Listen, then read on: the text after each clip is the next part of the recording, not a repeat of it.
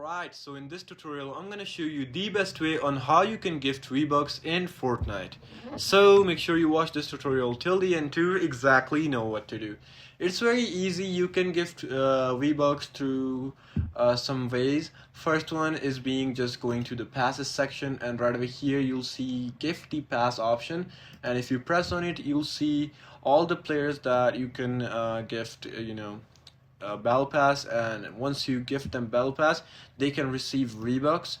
And let's say if you want to gift someone like this, you just gotta press and continue the payment, and you can just gift them. Now after that we got the option of shop gifting.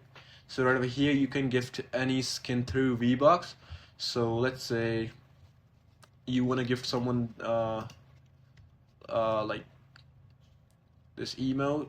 So what you can do is just simply press on the email, and you'll see this gift option. If you press on it, you can see if anyone got it, so you can just directly press on the person that you want to gift it to, and you can just purchase gift and send it to them.